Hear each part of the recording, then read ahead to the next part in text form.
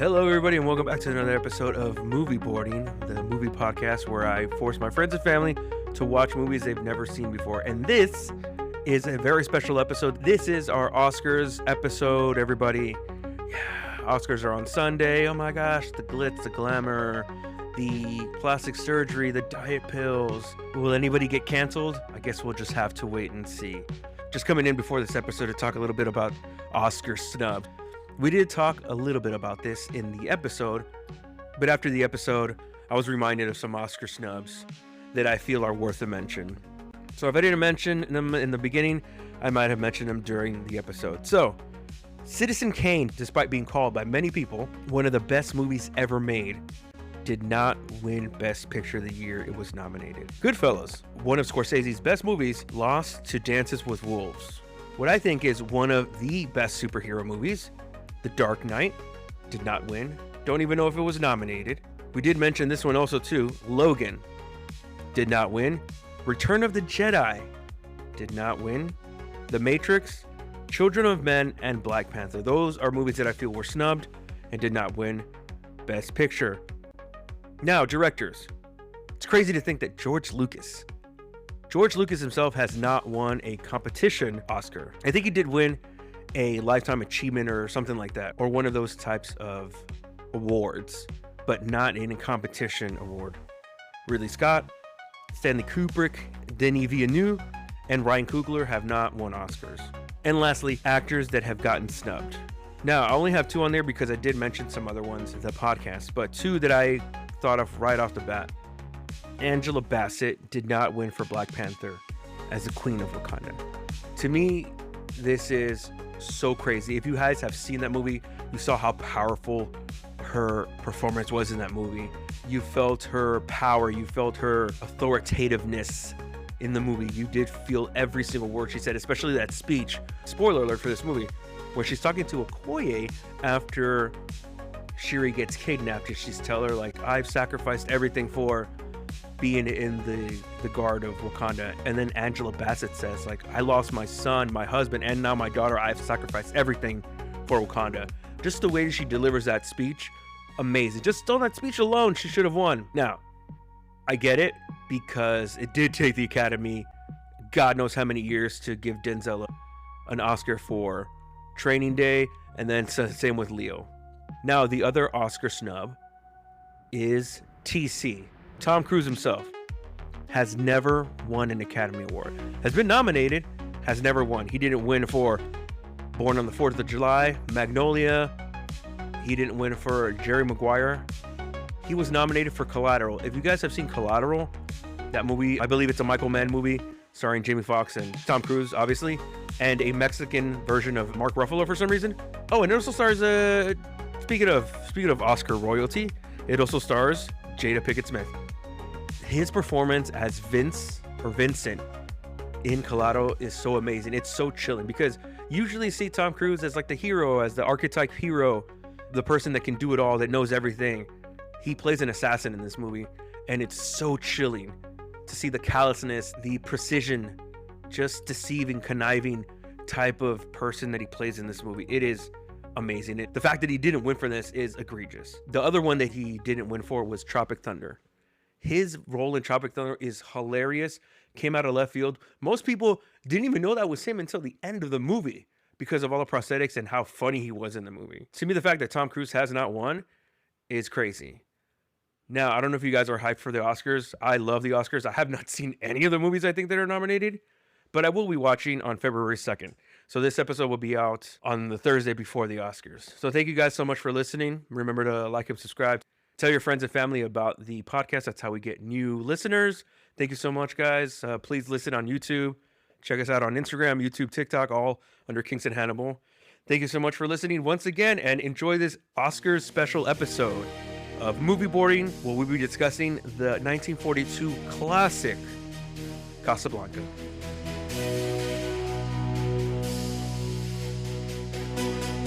Hey, this is PG, the new host for what is the name of this podcast? Wow, you don't even know the name of the podcast. Your mom is so fat. I had it in my notes, and I'm barely you're gonna loading stop up making fun my of my mother. computer She's literally right in the now. next room. Stop it! I love your mom.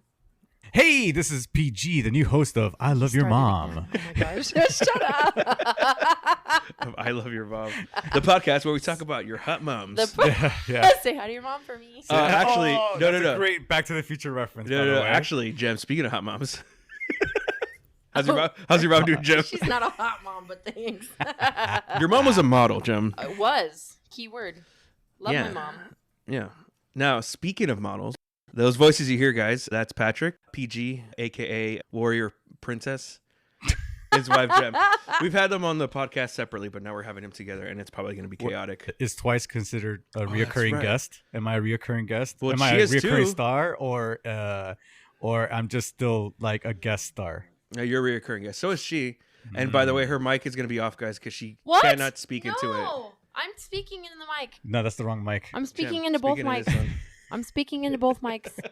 So you're literally going to hear her go like, yeah, and then I thought really it was good in the movie that Now we're recording this live, actually, in my parents' soon-to-be empty kitchen because they're going to move. Hey, look, there you go. Mm-hmm. Good.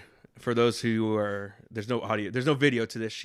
For those that are watching the non-existent YouTube channel, She connected or attached one mic to the other. Mm-hmm.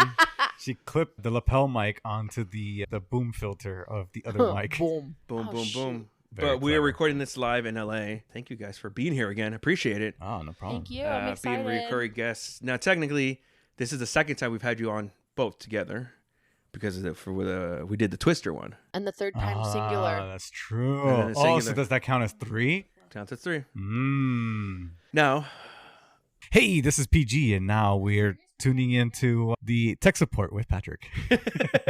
Oh. so you guys still don't know what we're gonna watch. Do you want to take a guess rather, at I'll what we're take gonna a watch? gander. Take a gander means look. That was my bad. Casablanca. We're gonna watch Casablanca. Woohoo! Oh, The really? Oh. Classic from 1942 Casablanca, starring Humphrey, Bogart, and Ingrid Bergman. Now, you guys have heard of this movie. You've never seen it. Fun fact about this movie: this was the first DVD we ever bought as a family. Oh, wow. And previously, we had never seen the movie before. Nice. But it was 1999. Let me take you back to 1999. Oh, Jem, also too, if any noise you make, we can hear it on the mic. It's gonna be very interesting, everybody. We're going off the rails already. We're- If you would see mine and Patrick's face right now. we should have a video going strictly for this episode. This is a one-off. Also, too, I can just mute her right when I record it. That's true. I could just like No, turn the mic off. I'm recording too. They can hear it. Yes. Really? Yes. Is it that good of a microphone? Yes. You can hear what's going on in the next room. Really? Yes. That's why I turned off the fan. Oh my gosh. Okay, sorry. If your stomach rumbles, Sorry, Yeah. y'all. can hear it. Yeah. Keep it to a minimum, okay? Keep your farts to a minimum. Okay, Anyways, sorry. the story we bought a DVD in 1999. Well, there was gonna be something, but I lost it. Now, Patrick was telling me that you guys, well, specifically you haven't seen movies like that are this old, correct? No, like Casablanca has been one that's been on my movies list for basically all my life. Like Yeah. I've known about it, I've heard about it. I know the last line. Right? Everyone knows the last One line. of the most quotable movies of all right, time. Yeah. Right. Which like Casablanca? I'm Yeah. pretty sure that as soon as I watch the movie, that line will still make no sense after. But I've never watched it, and I've never always watched wanted it. to. Yeah. So funny about the DVD, we got it. That one and the Matrix at the same time. I think Mm. when we bought the DVD player, it was just like, oh, those were the two. One was Casablanca was like the cheap one, and the Matrix had just came out. So I was like, get the Matrix. Right. Because you have to. You have to. Uh-huh. It took me about 15 years to watch the movie. I don't think we even opened it. Yeah. That And is so once I funny. saw it, I was like, I understood the hype. Uh-huh. Like, it's legit an amazing movie. Okay. I still think so. Now, I haven't seen it in a long time, so it's probably what you're hearing over there next door. Oh, okay. And two, my parents watching. I think they're watching a James Bond movie, Nice.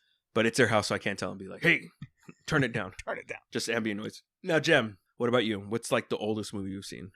Breakfast at Tiffany. No. Sorry, that's before that. Do you think about the Breakfast Club? Before that. Breakfast at Tiffany's like 60s, I think. Oh, is it really? What's Oh, that? the original. You with mean the original? Audrey Hepburn. What's the name of that movie? The one with Barbara Streisand. Oh, Stars Born? No, an old What's one. up, Doc? What's up, Doc? Oh, What's Up, Dolly? What's up, What's up, Doc? Doc? What's up, Doc? It's hilarious. What about Yentl? What? Papa, can you hear me? Papa, can you tell? Another old one that I saw was The King and I, but I don't think it's that old. I think that one's from the 40s, the OG version, although it has people in Asia face. Yeah, but I don't think that matters to you, seeing as you're a quarter Asian. I would say maybe my oldest would be either Ben-Hur. What year was Ben-Hur Let out? me check it out. It was in Ben-Hur the was 40s? 56, so Ben-Hur. Okay, let's see Ben-Hur. Ben-Hur was 59. Ha! Mine beat yours. 59. Oh, really? 56 beat yours. King and I is better. I think for me, the oldest movie I've seen was Metropolis. It's like that old sci-fi movie. 1927. Dang, you beat us both. Yeah.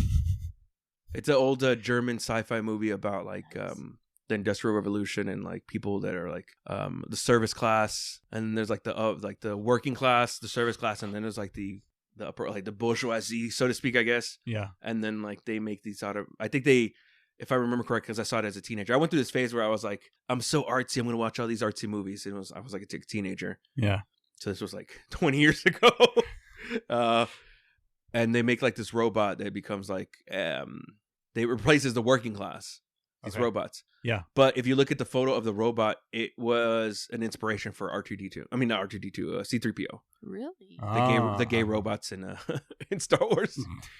Oh, Master Anakin. This guy. Now, when we're recording this in December, but by the time it comes out, because I space them out, it'll be around the Oscars. So it's February 2nd. So with that in mind, I asked you guys a question. What do you think are like the biggest Oscar snubs of all time? Like a movie that should have won, but it didn't win. I got a couple in mind. La La Land for me. Well, La La Land did win, technically. No, but it got recalled because the other movie won. So no, that doesn't count. La La Land, yeah, I guess. You know, I don't even really have a thought because I don't watch the Oscars, so I don't know which ones have won. I don't really care. So, that's the one thing I do love the Oscars. I do watch it, and I do think they get it right most of the time. But so I got a list of wait. some of the biggest I'm gonna Oscar interject here. Go for it. You say that you get it most of the time, but then once in a while they'll have like a really bad one. Well, okay, maybe, but once in a while. Well, I mean, actually, you know what? Like, I'll hear people saying like, "Oh," because I have my coworker that's really big into the Oscars, and she's always like, "Okay, I gotta watch all the movies that were nominated for Best Picture, right?" And I have to watch them now, and so I ask her, I say, which movies won Best Picture? And she'll name them to me, and most of the time, I have never heard of them. Most of them are like that you've never heard of them. I don't know how to explain it, but a lot of the movies that were nominated, I would say like until the 80s, even 90s, like a lot of them were like, oh, I've seen all these movies that like, not in the sense of like they were blockbusters, but they were so popular that you saw most of them. But now it's like some indie film. They're very obscure films. Very sometimes. obscure. Yeah. Right. But see, that's the thing though. And I think that's why probably the reason is that you have these indie obscure films that are probably good, but they just don't get a wide release. And then there's nothing in the middle. Like after that, it's just Marvel movies, which is fine. We love Marvel movies, but there's nothing in between to like. It's true. There's nothing in between. There's really nothing in between. I don't know if you guys feel that way. No, it's true. Yeah. All right, Oscar snubs, because this is one of my biggest pet peeves. Judy Garland from A Star Is Born and The Wizard of Oz never won an Oscar. Citizen Kane, which is considered to be one of the best movies of all time, didn't win. Shawshank Redemption lost to Forrest Gump. Now, a lot of people say that year that Pulp Fiction got snubbed for not winning Best Picture, but it was 94 and it was Forrest Gump, Shawshank Redemption, and Pulp Fiction. It's like, those are all amazing movies. Like, which one are you going to give it to kind of thing? You like Pulp Fiction? I mean, you've seen it, right? I've seen Pulp Fiction. It's very good. It's a great movie. Yeah. I think you'd pick Forrest Gump over that, though. Right, Patrick? Over Shawshank, too? See, they're all very good Tom Hanks movies. is his favorite actor. TH, though. Yeah. Tom Hanks. But, the other one had old Morgan Freeman. Andy Dufresne walked through 300 feet of God knows what. You either get busy living or busy dying. Now, the biggest one, I think, was 1998. Shakespeare in Love won. And that same year, Saving Private Ryan was nominated. How the heck does Saving Private Ryan lose to anything? Yeah. In 98. That's a masterpiece of a film. Yeah. Mm-hmm. Like literally, you could have just had the first 40 minutes of that movie just be the movie. Yeah, and it still would have won. 20 minutes, I would have been okay with it, right? Just like the invasion of Normandy. Yeah, Normandy. Right. So like, that sequence is 40 minutes long. So there was an older friend of ours. I went to go see it twice with him. Then one time we went to go see another movie, and we were like, "Hey, like Saving Private Ryan, Shaving Ryan's Privates." Saving Private Ryan is about to start. Let's go just watch like the first 40 minutes of it, which is the invasion of Normandy. Yeah. And even to this day, bro, like I still just put it on just the first 40 minutes, and I'm like, oh, I do the same thing. It still holds up. I do the same thing too. So once in a while, I'm like, oh, I'm eating lunch. Divas. And then you know what I'm gonna do? I'm gonna play Saving Private Ryan. Just the first sequence, and it always captivates me. It's always so good. It's very well done. Another person that never won an Oscar, 5 nominations, no wins. Yeah, it turns out he was kind of a dog of a bloke, but Alfred Hitchcock. Oh, dog of a bloke, everyone. Mm-hmm. Thank you for that input, Jem. Yeah, and he makes very good films. Psycho with Vertigo. Mm-hmm. You don't like Psycho? No. Have you seen Psycho? Yeah, we saw it. Actually, no, I haven't seen Psycho. Oh. It reminded me of a different movie that I hate, so never mind. Did you? Unless you saw the remake with Vince Vaughn, which is terrible. No, it reminded me of Split for some reason. Oh, that's a great movie. That's a great movie Split. too. I will That's a never, great movie. ever watch it again. You don't like oh god, my favorite personality in that one was his little no, not the the little boy. no. Hedwig. Yeah. James McAvoy. He is such a great actor. Very good. Yeah. Definitely Also, demonstrated his acting chops in that one. Oh yeah. But yeah, I know you don't like this movie, but The Dark Knight. Yeah, I'm not. I think it should have won. Okay, so okay, I don't think we're ever gonna do a Batman movie or anything. So tell me, and no judgment, because I know. Oh, first of all, you don't even care if I judge you. Okay, go for it. Yeah, I don't care. Go ahead. But why? What is it about The Dark Knight? So did you like the other Nolan movie, the other Batman Nolan, or is it just The Dark Knight that you don't particularly care for? Yeah, I think it was the 3 of them. But okay. I mean, there was things that I liked about them, mm-hmm. but I felt like the tone was too different than, say, the 90s Batman films, or Burton Schumacher ones. Right, they were campy, but they were fun. Yeah, but they were fun. They were fun to watch, and these were okay. They were all right. I don't know. I think it was the dark tone that I wasn't a big fan of. It's not a great tone. What about you? Did you like those Batman, the Nolan ones? I never saw them. Okay. Well, I know. By the way, Jem's like I live in a box. 20, so whatever. So, would you think it's because did you grow up more with like the Adam West, like Batman, and that's why you prefer like the campy stuff? Probably. Yeah. Like if I watch the older Batman movies, like I'm looking forward to watching Arnold Schwarzenegger do his Mr. Freeze. Everybody chill. Yeah, exactly. And it just makes them so much fun and memorable. Yeah. Right. Whereas Dark Knight, I've seen them several times. I have a couple scenes in my head that pop into mind when I think about those films. But then, other than that, like I didn't. And then Uma Thurman just doing her best, like over the top, campy, like. Lady Freeze. Right. I think for me, because I really do like the Nolan ones, and for me that's the definitive thing. But I did grow up more with the animated series, and that animated series had the darker tone in it. Yeah, like that was I think my probably around this, like the first 2 Burton ones were a darker tone, but they kind of were campy. Mm-hmm. So it's kind of in the middle. Mm-hmm. And I think that was probably my first exposure to Batman, but more so than anything, it was the animated series. The animated series by Bruce Timm and then Kevin Conroy and Mark Hamill and all those guys. Mm-hmm. So I think that's probably why I like. But I'm surprised that no Batman movie has ever won Best Picture, or at least like something like that. Not everybody is into Batman, or even like a superhero movie. Let's see. Wolverine. I'm not Wolverine. Logan could have. I think it was nominated. I don't know if it won though. I think either maybe Infinity War or Endgame. See, those movies were the climax of the MCU. Not the first Captain, but Civil War. Winter Soldier, I think, probably could have. More than Civil War? I think so, because there was just too many people in Civil War.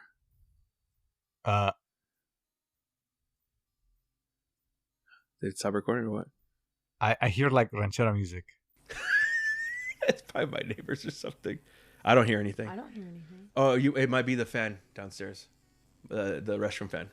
We're right above my parents' restroom. I hear like ranchera music playing. What? I'm not even kidding. That would be awesome if it's like in the episode. I hear it though, and every once in a while you're talking, and I hear like a, and I'm like, what is it that I'm listening to? Where's that from? Where's that coming from? I have no idea, because I only have, unless you have something playing on your laptop. I'll turn the volume off. There's the TV isn't playing that. No, the TV's not playing that. Did it stop? No, I still hear it. What? That's weird. You know what? It might be from the You picking it up from the neighbors? the Odyssey, maybe. But usually you can't hear it in here. I mean, I know the mics are sensitive. It sounds like it's picking it up like. Is it really loud, or just loud enough? How come you can hear it but we can't? Because I have you headphones. headphones.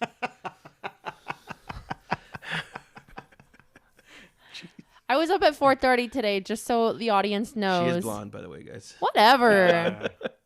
And I'm exhausted, and I work my butt off so I can make sure that my dogs have a better life. Yeah, so That's fine. It doesn't bother me, but whatever. roll with me, guys. It's like, it sounds like it's like almost like a radio frequency. Oh, let's like pick it up. Slightly, but like very slight. That's fine. All right. All right. Moving on. Moving on. All right. So, what are your expectations for this movie now that it's number 3 on AFI's top 100 list? It's Wow. number 3.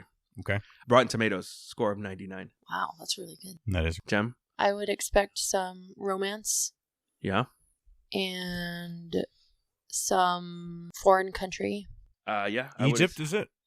Morocco. So let me just give you a Morocco. short Ooh, synopsis. What's up, Dad? Morocco.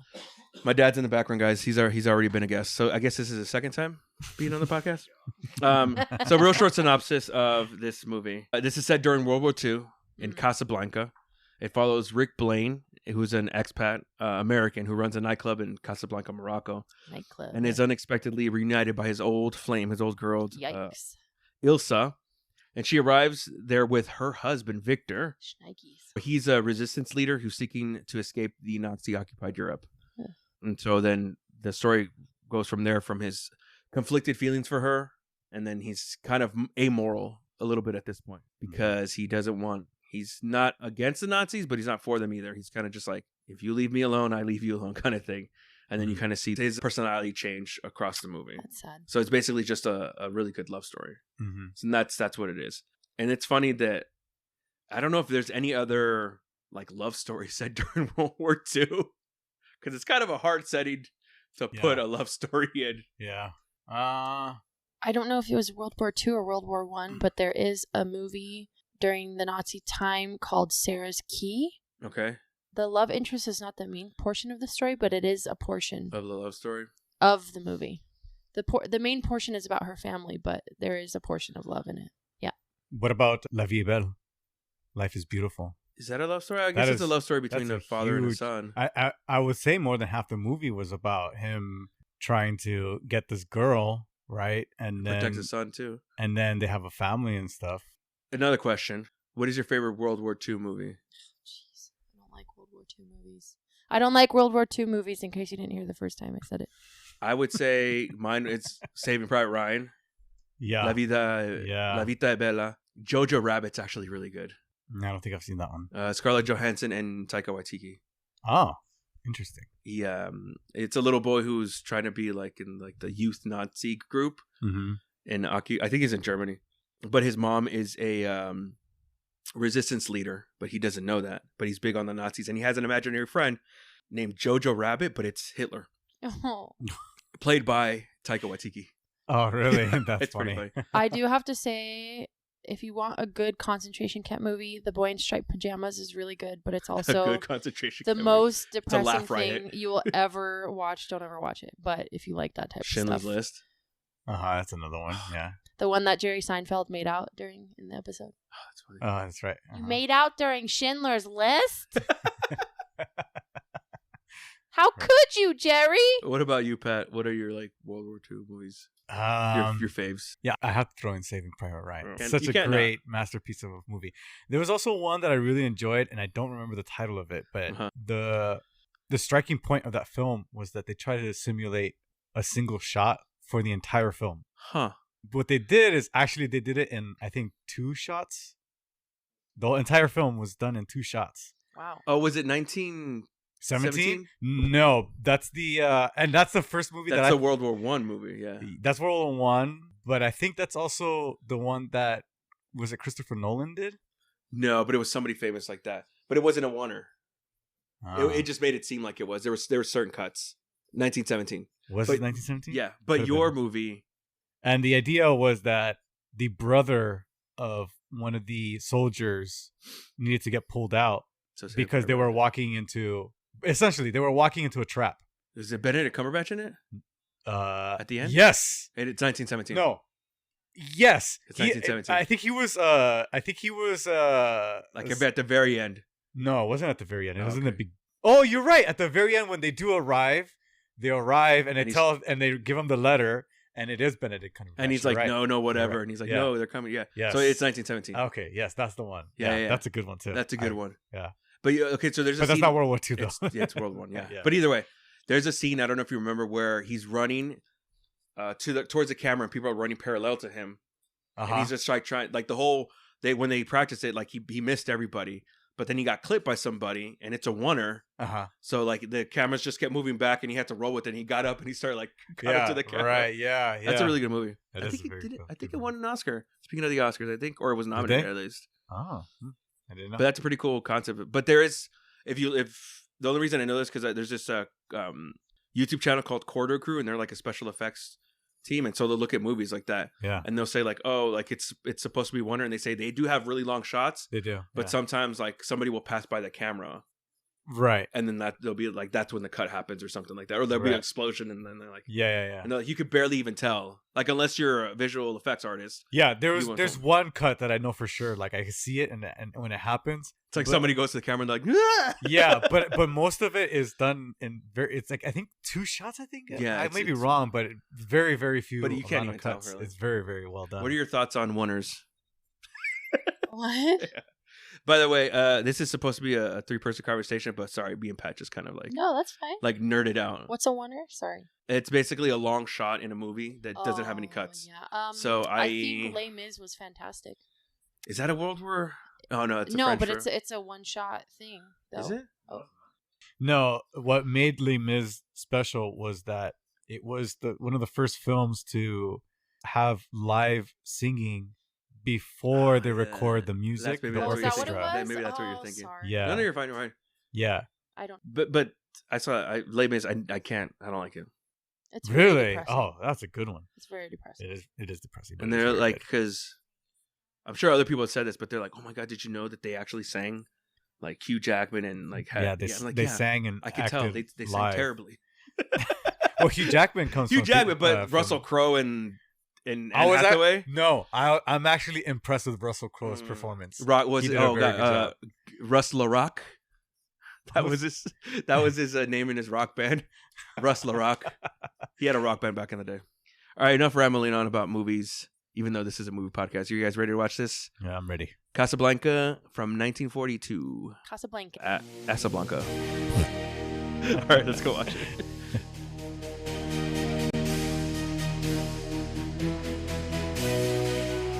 This is a couple days later, 5 days later. Hopefully we remember this movie. We finished really late that day. We're at like around 1 or something like that. We finished watching the movie. Yeah, it was pretty late. It was pretty late, and there's other people that were in that empty house. And since there was no furniture or anything, like everything echoed. You just like make a tiny noise and everything vibrates. And also, me and Jem are old people, so yeah. Yeah. And you guys had to drive. So we'll just go around the horn. Jem, did you like it? Did you not like it? Casablanca. I mean, I thought it was fine. I just wasn't a huge fan of, I don't know, I guess her motive, if that makes sense. Mm-hmm. But I mean, I thought it was fine. I like the black and white style. I love the singer. It reminded me of Louis Armstrong. And it was nice. Yeah. Sam, I believe his name was. Thank you, Sam. Yeah.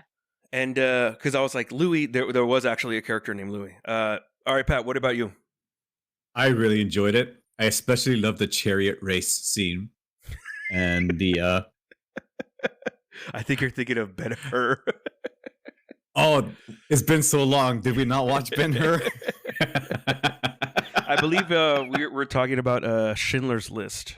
A laugh riot of a movie. Okay. So I think I did mention it the first time we met up. How I had never seen Casablanca, and it's always been on my to watch list. Yeah.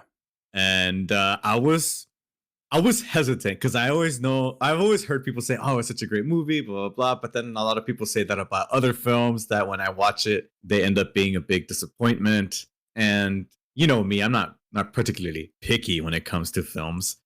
But for some reason, I just thought, I don't think this one's just not going to live up to the hype. But no, I truly enjoyed it. There were several moments where between the three of us, we were like, oh yeah. You know, from the there was a couple twists in there that I did not expect at all. So overall, yes, I truly enjoyed it. It was a very good film. I really enjoy this film. The dialogue is so good, dude. Like the way that they talk to each other. Obviously, this isn't how people talk to each other, but the writing I feel was really good. The acting was, for its time, I think that's mostly how people acted. Like very over the yeah. I guess you could say very over the top. Very fast, yeah. Mm-hmm. I did like that. Mm-hmm. And it's surprisingly funny. Like it has a good amount of jokes in the movie.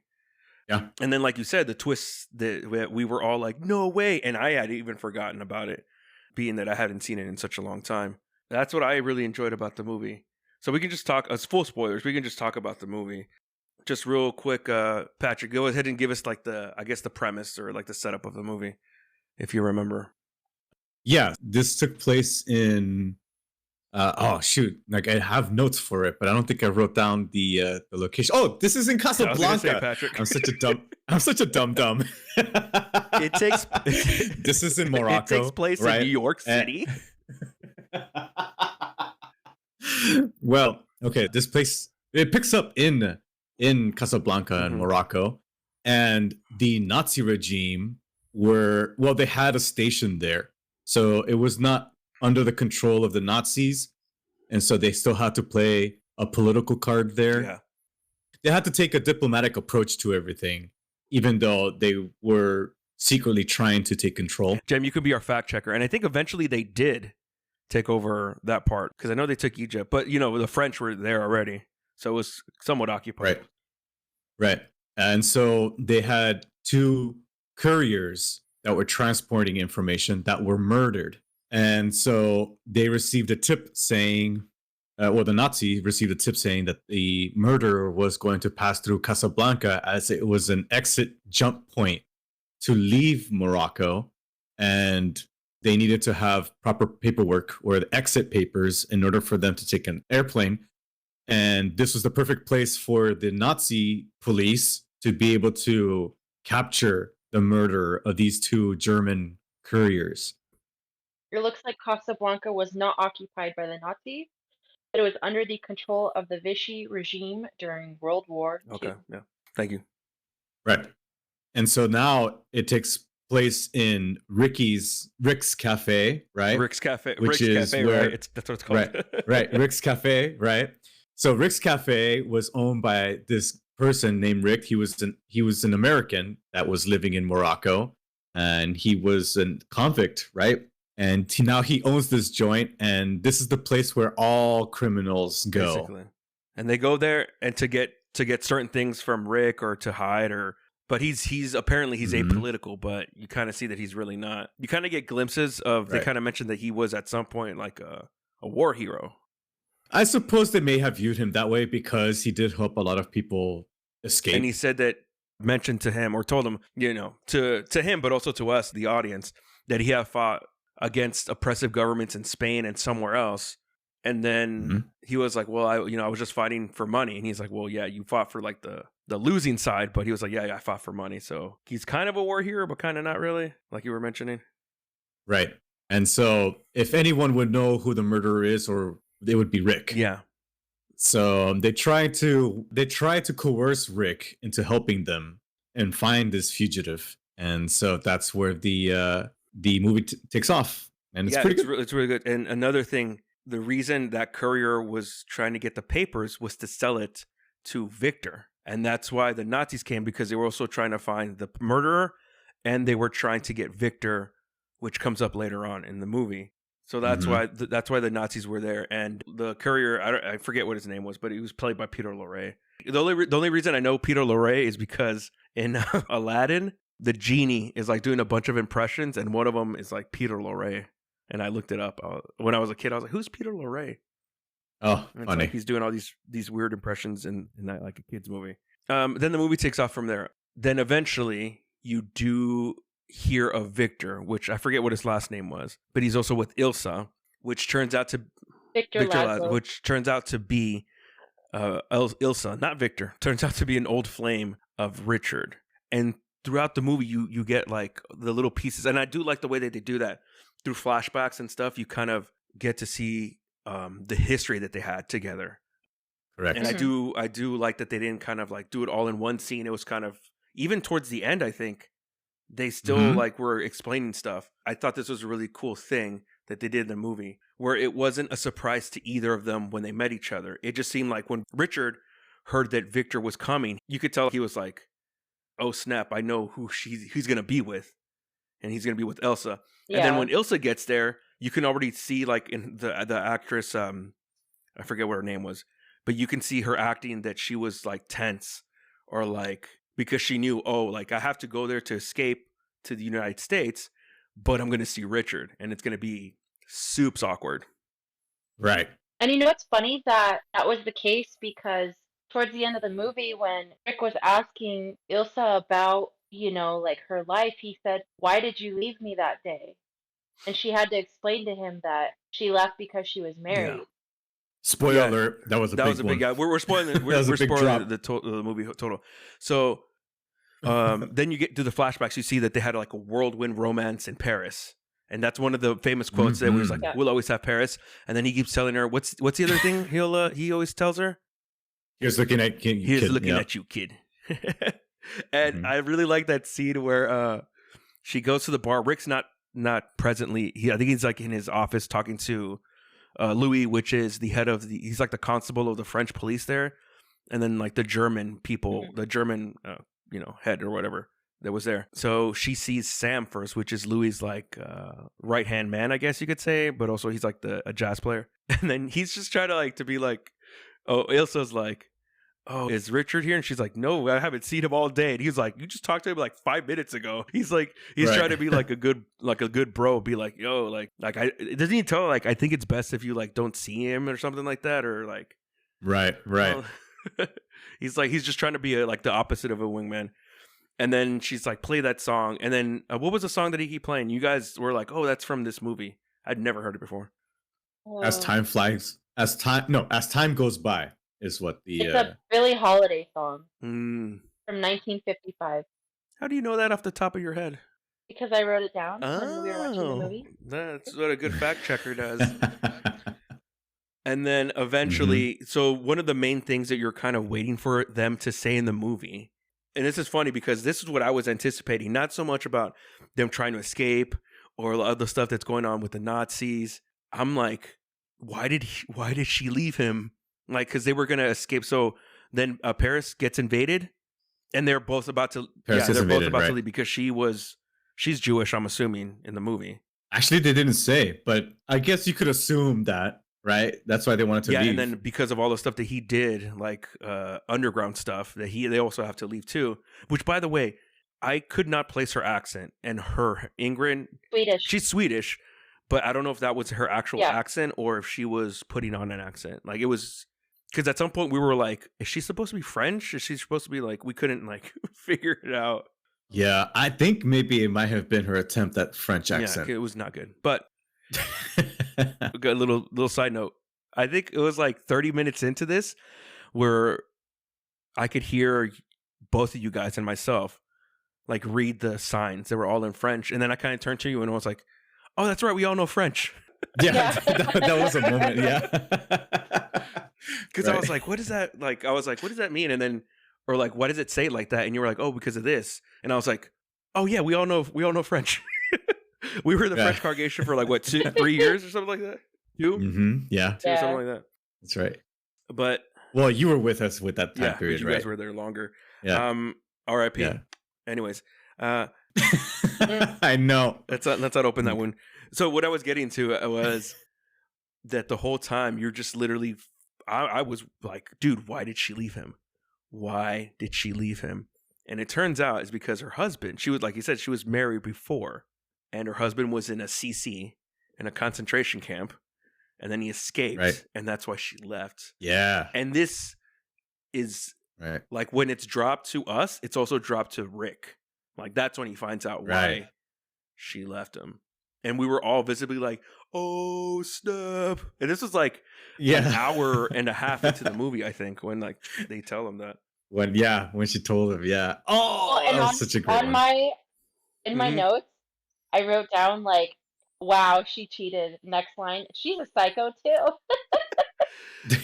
And then last line, they're both psychos. Okay. And I know you can't attest to this because you're both happily married. But in a situation like that, would you blame her for trying to find someone else? They don't even mention that they're unhappy. There was no proof that there was unhappiness going on there. I think it was just like a flirtatious fling. Well, it was also too because she was by herself. Kind of just like first love is always like the strongest one in some ways. So. But that wasn't her first love. First love was Victor. Yeah. But I mean, that makes sense though. Why, like, even though she was married to that guy, she would go back to Victor. You know what I mean? Or she had stronger feelings for Rick, though. I think she did. Yeah, because throughout the whole time. I mean, yeah, sorry. I meant to Rick, not Victor. Sorry, my bad. Or Richard, yeah, Richard. I think she really did have stronger feelings for him. Yeah, it was very evident. All of that wouldn't have happened if he was just like a temporary fling and a one-night stand kind of thing. They made it seem in the movie that they had been dating for a while, like months. Yeah. And then she decides to be like, no, Richard. Did you guys, by the way, see that clip that I sent you guys? Yes, I did. No, Richard, no. And that's why I was like, oh, CC, you're giving me a lot to think about while I'm on that plane. Yeah. Her accent was really funny. Kate McKinnon. This is a clip of Kate McKinnon, right? Impersonating Ilsa on the airport scene of Casablanca on SNL. It's such a great, funny clip. No, Richard, no. Oh, by the way, the character of Louis is so funny, dude. I think he's the funniest person in the whole movie. Why is that? Just as one for the joke that he said. Okay, so Rick does actually have the papers to get these two people out, and the Nazis are telling him, "We know you got them, but Rick's like, hey, I don't actually have them, whatever." But then he finally sells them to Victor, and then the Nazis tell Louis to shut down his bar completely, right? Right. Yeah. The Nazis are like, find a reason to kick everybody out. And so there's illegal gambling there. And he's like, he knows it's going on, but he doesn't care. Yeah. And then he's like, I am shocked to find out there's illegal gambling. And then some guy comes and he's like, here, you're winning, sir. And he's like, thank you very much. Yeah. Right. That was a good part. Yeah. So like, I didn't write any of them down, but he does have a lot of little one-liners like that in the movie. And the relationship between him and Rick is pretty funny, which eventually leads to like, this will be the start of a beautiful friendship. Right. And the hypocrisy of, policemen that are trying to play nice under a regime that may potentially take over, and you want to keep the position if they do. Yeah. Right. Yeah. It's kind of like one of those people that like, who's your favorite like basketball team? And he's like, who's ever winning? Right. Whoever won the right. Oh, Rick actually tells him that. I have it written down. He says, "You're a fat hypocrite." So that was another question that I had. I couldn't really figure out towards the end when a lot of things going on, and we'll get to that. But at the end, Rick basically does this ruse to like get Ilsa and Victor out of there, and he basically does the ruse to the Nazis and to Louis. But I got the sense that Louis was kind of somewhat in on it a little bit. I don't know if you got that sense. Yeah. I don't think so. I think he just played along. Yeah, or maybe he kind of like felt that something was going on, because also Louis, you could kind of tell that he actually does have a good heart too. Right. And he helped like these people to escape as well. Mm-hmm. I don't know if you guys got the sense that he was actually trying to help them as well, or he kind of was just like, we'll see where this goes. Yeah, I think so. Especially since he knew Rick had a gun. What else could he have done? Yeah, that's true. He just shot the German policeman, right? So, oh, well, I guess I'm on your side. Well, they also, I think, are good friends because at the end they talked about where they were going to go next together. And Yeah, how, because like, they had to both escape. Yeah. yeah, and there's no one else like each other, they were saying. So I think they were probably friends and he probably just trusted him. You know? I think he said that early on in the movie, like, Rick is one of the only people that he trusted. The other question I had, and I don't know if you know if they said it in the movie, maybe you could fact check this, Jem. Mm-hmm. They had to go to America. They were going to go to New York, right? From Casablanca. Was it a direct flight, or did they have to stop somewhere? How can I say this? Obviously, yes, back in the 40s, you would have to stop somewhere. You can't go direct. Mm-hmm. But did they even say like how safe would that be? You just get out of Morocco, but you're like, they can, I guess they don't have radar at this point, so they can't really find your plane. Yeah, they wouldn't. It's not like they can hijack your plane either. So they would have to go to London or something, but also London was not the easiest place to get to at this time too. What I'm saying is, like, it wasn't a surefire thing that they would get to the United States. Right. Yeah, I have no idea. I feel like Rick and Louis probably had a better chance. The other thing too, did they have a coitus, or is it implied that they did? Ooh. Richard and Ilsa towards the end. Big time. Right? Because they were up in his office. They didn't say, but it was kind of implied, right? They were dressing. You know what I mean? Like. Yeah, were they putting clothes back on or something? Yeah. He was, at least, I think. So I'm pretty sure. Or he was, yeah. So this girl really did have a thing for Richard. I think it's just that, all girls like Richards is what I'm thinking. Oh, whatever, Richard. I do gotta say, what's interesting is that in this movie, Rick was I think, like 10 or 20 years older than Ilsa. Mm-hmm. And when you look at her biography, when you look her up, she married 3 different men, and they were all older than her. She must have had a thing for older guys. That's what I'm hoping for. You know what I mean? You actually mentioned it when we were watching it because you were fact checking. You said that, like, I think was it Humphrey Bogart? Who's the main guy? Is it Humphrey Bogart? Yeah, Humphrey Bogart. Yeah. He was like 17 years older than the actress. Yeah. And then I think Victor was even older. Victor. No, he was closer to her age. No, I think they were the same age, the 2 guys, and we're like, dude, he looks so much better than the other guy. Yeah. No, I guess. No. The thing was, okay. Humphrey Bogart was born in 1899, and Victor, or Paul Henri, was born in 1908. So he was younger than Humphrey Bogart by like almost 10 years, but he looked way older. Probably because he was like a smoker or something. I mean, in fairness to him, that guy, Victor, was in a concentration camp for like a long time. I've written down here, remind me what this was in reference to. Would you like a Swedish pastry in return for the papers? Oh, shut up. I did not think anything about that, honestly. You said that. I don't know what it was in reference to. Oh, okay. I get it now. I get it. Okay, because after they had coitus, she gave him, or he gave her the papers. Oh, right. and then since she's Swedish, the actress, Jem was like, "Would you like a Swedish pastry?" I literally just thought of like croissants, guys. I'm like, croissants aren't Swedish. I'm like, what's Swedish? Oh, a Swedish pastry. It's the wrong way. Okay, so here's a zinger that I really liked from Rick. Okay, go for it. So initially, Rick was supposed to meet up with a middleman. This middleman was a proxy or an intermediary between Rick and Victor. Okay. Now, he was also being chased by Nazis. So this guy approaches Rick. Obviously, Rick is normally not interactive with the clients very much, right? He's very known for being that way. He's very curt with everybody. Yeah, he is. And so after a couple attempts of trying to talk to him to kind of pull him aside and say, hey, I'm the guy you're looking for, he starts noticing that he's annoying Rick very much.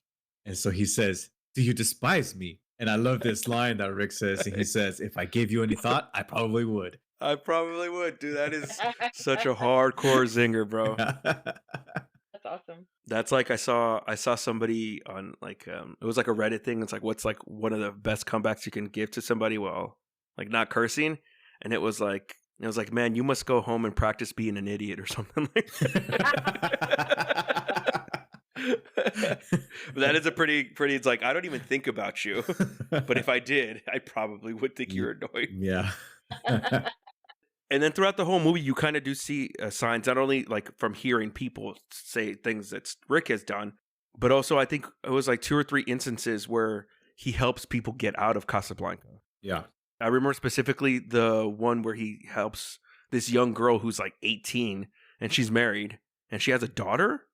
Like he helps them get out of Casablanca. Mm-hmm. And you kind of do see that he does actually genuinely have a good heart. And then the other thing that you do see also too that shows that he has a good heart is that Victor and him have a conversation, and Victor tells him, "Hey, I know that you and Ilsa had a fling," and he's like, "What? What happened? No, never." And he was like, "I'm fine with that because I know she needed, that companionship while I was in the concentration camp."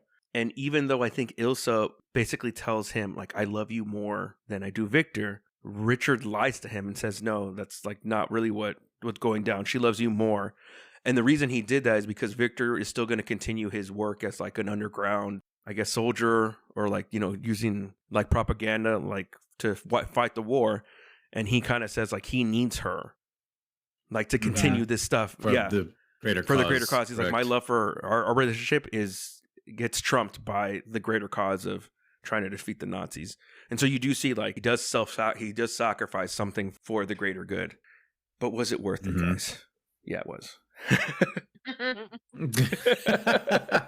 So this movie, I think, won Best Picture. And so the reason we're watching that is because I'm a big fan of the Oscars. I know you guys aren't, but I'm a huge fan. What other things did you guys want to say about the movie? I do. One line says, murderers headed to Casablanca. This is the prelude to the film.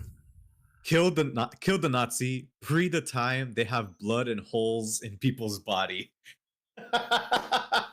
Right, so this is at the very beginning where they shoot the guy, right? They find the guy, they shoot him, they go pa pa pa, and he just goes oh.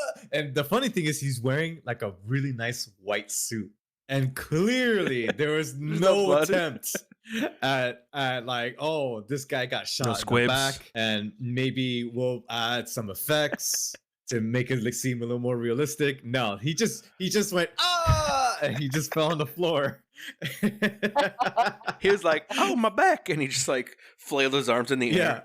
And the messiest he got is like the front side that like touched the dirt on the ground, and that was as much as they got on his suit, on his nice white suit, which is really funny. The thing I want to add is that I got a date wrong, and I apologize. I want to fix that. That's fine. In regards to that song, "It Had to Be You," it was originally written by Isham Jones in 1924. And that makes sense because this movie, Casablanca, was made in 1942, but I guess it was redone by Billie Holiday in 1955, and I think her version is more widely known nowadays because that song was in The Notebook. I'm sorry, you also said it was in another movie. It could have been, yeah, but I learned about it from The Notebook, and I'm sure most people What's Up, Doc? From The Notebook. Wait. Was it in What's Up, Doc? What's Up, Dolly? You said it was in a Barbra Streisand movie. Or am I making that up? Oh, yeah, it was probably What's Up, Doc. Yeah, it was probably What's Up, Doc. Wait, but you said the song was It Had to Be You. But the song that Sam played for Ilsa was As Time Goes By. Oh, sorry. Yeah, okay. Sorry.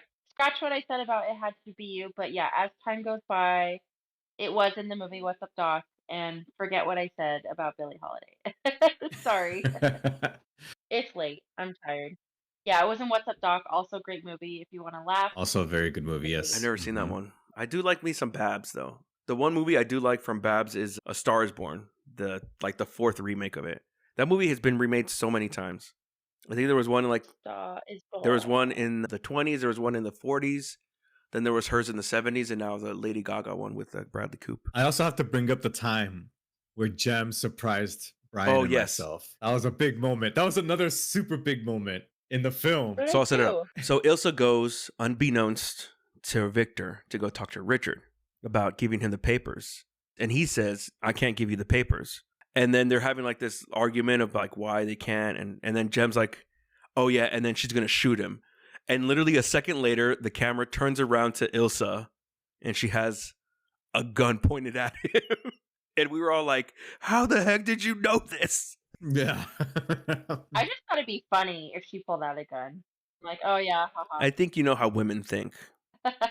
Yeah, have I pulled a gun on Patrick? Maybe, maybe not. No one will ever know. I'm just kidding. You're like, you're going to marry me whether you want to or not, Patrick. Yeah. You have to say it in her voice too. Pew, pew, pew, pew, pew. No, Richard. No, Richard. No, Richard. No. Have you seen it yet, Jem? What? The clip of Kate McKinnon and SNL doing the last scene of No, I don't think so. I sent it to you guys. Oh, Okay, you got to see it after this. You have to watch it. It's hilarious. No, Richard. No, Richard. No.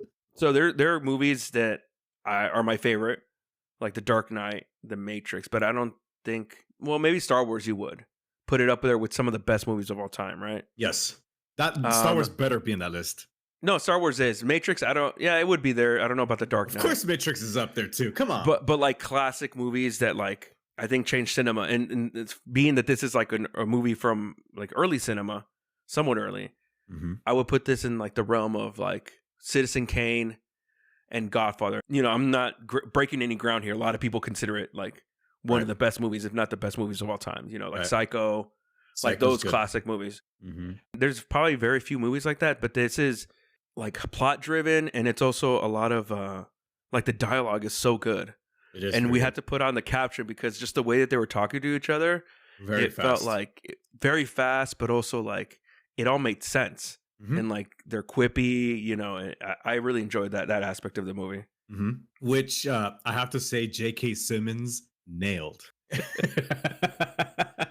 we're here. I'm referencing back to that YouTube clip or that SNL clip, right, where he's portraying Rick in this instance, and he does the voice perfectly. It's funny because he's played it straight, and Kate's like, ugh. Like, you've given me a lot to think about while I'm on that plane. Yeah.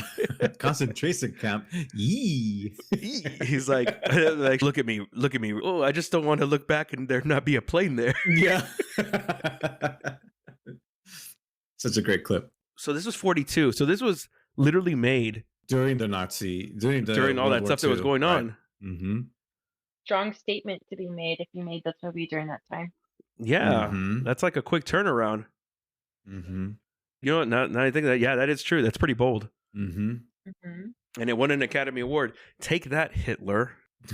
Did you get an Academy Award? Did you get an Academy Award? No, all you got was a bullet to the head. That got dark real quick. Self-inflicted though, doesn't count. Hey, the best thing he ever did. I'm not, you know. I thought it was Volkswagen. Ah, well, Hugo Boss. All right, anything else you guys want to say before we call it a day, Jem? Just something kind of silly. There's a part when they were inside the Rick's club, you know, and there's a bunch of shots fired and people dead and whatnot, and it reminded me of a comedy routine by Nate Bargatze, the comedian. Yeah. And he said, just like how the shots were fired in the club, he's like, if there were ever shots fired at a Walmart, it'd be up and running again in like an hour because of how ridiculous it is. And it was funny because in the movie they did that too. Like shots were fired and whatever, and then things just kept going after that. And I was like, what is going on? You know, I noted the exact same thing. It's exactly what they did. And like people panicked for like 10 seconds tops. They're like, ah! And Rick is like, relax. And they're like, okay. Nothing to see here. Go back and to like, drinking. No, someone literally died. Someone got shot. Like, get back to your drinks, start gambling. That was all for me. So I guess a really good closing statement for me. And I'm not going to say, here's looking at you, kid. Aw. And I'm not going to say, I think this is the beginning of a beautiful friendship. You're not going to say of all the gin joints in all the towns? Right. I'm not going to say those two lines because I think those two lines are more than well used. So instead, I'm going to close this episode with, you're a fat hypocrite. Good night, everybody. Thank you. Nah. Good night. Good night, everybody. Oh, I thought you were going to say, no, Richard, no. No, Richard, no. No, Richard, no. You got to watch it, Joe. Pew, pew, pew. Die. All right, guys. We'll do this again. Hopefully, you guys will be in town when we do it. Whenever you guys come and visit me. I've been here for like 2.5 years. You guys haven't seen me. I know. Get us tickets, bro. I'm broke. I can put you like in cargo. Sounds good to me. In cargo. With the dogs and cats. All right, guys. Thank you so much for doing this episode on Casablanca. I'm glad you guys liked it. Thank you. Yeah, we enjoyed it very much. Thank you for having us. We'll watch some more classics. Sounds good. Let's see. Have you guys seen Citizen Kane? No. That's a good one too. You should wake Jem watch The Matrix. The Matrix. Have you seen The Matrix yet? Nah. Patrick. I know. You guys have already seen it. It doesn't count. You guys have already seen it. We can't watch it. He's seen every single movie that we've watched so far. So. Yeah, but you've seen it too. That's what's different. No, we'll both be the hosts on that one. No thanks. All right. Bye, guys. Good night. Good night, guys. See you, dude. Have a good one. Later. We are. Okay. Bye.